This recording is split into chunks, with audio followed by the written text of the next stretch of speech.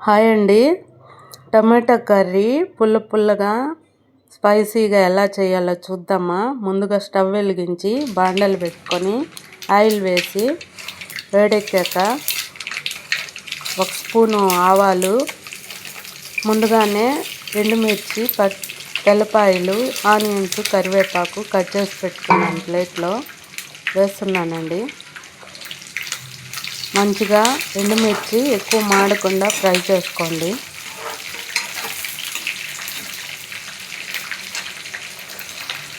బాగా ఫ్రై అయ్యాక 1 స్పూన్ జీలకర్ర, 1/2 స్పూన్ మెంతులు వేస్తున్నానండి. బాగా మిక్స్ అయ్యేలా ఫ్రై చేసుకోండి. ఎండుమిర్చి ఎక్కువ మాడనివ్వకండి, సిమ్లో పెట్టుకోండి మంట. బాగా ఫ్రై అయ్యాక 1 స్పూన్ పసుపు పొడి వేస్తున్నాను. బాగా మిక్స్ అయ్యేలా కలుపుకోండి. బాగా ఫ్రై అయ్యాక ముందుగానే 1/2 కిలో టమాటో కట్ చేసి పెట్టుకున్నాను, ప్లేట్లో వేస్తున్నానండి. మళ్ళీ ఒకసారి మిక్స్ అయ్యేలా కలుపుకొని ఒక 10 మినిట్స్ మూత పెట్టి బాగా మగ్గనిద్దామండి. సన్నని మంట మీద బాగా అంతా మిక్స్ అయ్యేలా కలుపుకోండి.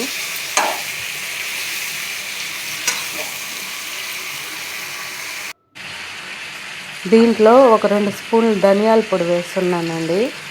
మీరు ధనియాలు అయినా వేసుకోవచ్చండి. నేను ధనియాల పొడి వేస్తున్నాను. బాగా అంతా మిక్స్ అయ్యేలా కలుపుకొని మూత పెట్టి ఒక సన్నని మంట మీద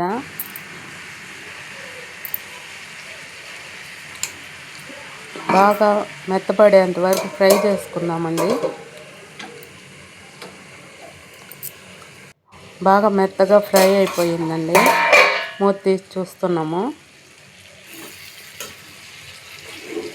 అంతా ఒకసారి మిక్స్ అయ్యేలా కలుపుకొని కొద్దిగా చింతపండు చూసి వేసుకోండి. టమాటాలు పులుపు, చింతపండు ఎక్కువైతే పులుపు అయిపోతుంది. కాబట్టి కొంచెం చూసి వేసుకోండి చింతపండు అనేది.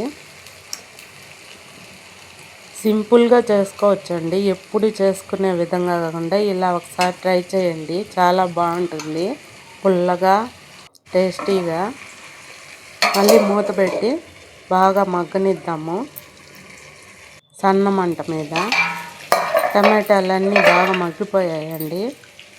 అంతా ఒకసారి కలుపుకొని ఒక 2 గ్లాస్ వాటర్ పోస్తున్నానండి. దీంట్లో టమాటాలు, ఎండుమిర్చి అవన్నీ ఉడకాలి కాబట్టి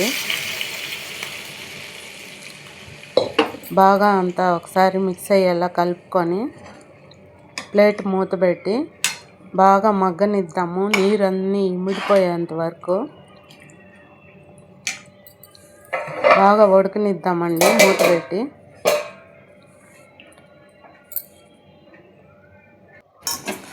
బాగా ఉడికిందండి. దించుకునే ముందు కొద్దిగా కొత్తిమీర చల్లండి.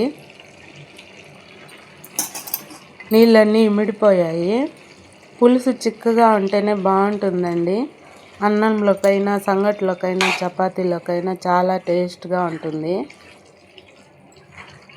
సింపుల్గా మీరు కూడా ట్రై చేయండి, చాలా బాగుంటుంది.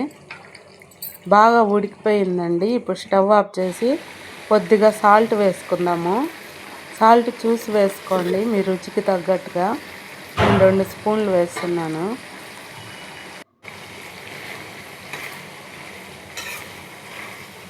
నీళ్ళన్నీ ఇంకిపోయాయండి. ఇప్పుడు స్టవ్ కట్టేసి పప్పు గుత్తి తీసుకొని బాగా మెదుపుకుందాము. బాగా ఉడికిపోయాయండి టమాటాలు, ఎండుమిర్చి, కాబట్టి మెత్తగా మెదుపుకున్న ఎదిగిపోతాయి. అంతే అండి, బాగా మెదుపుకొని టమాటా కర్రీ రెడీ అయిపోతుందండి.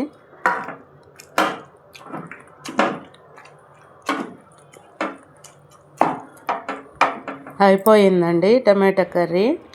పుల్లగా, కారంగా, స్పైసీగా. వీడియో నచ్చితే లైక్ చేయండి, సబ్స్క్రైబ్ చేయండి, షేర్ చేయండి, సపోర్ట్ చేయండి. మరో వీడియోతో మీ ముందు ఉంటాను. Thanks for watching. Thank you.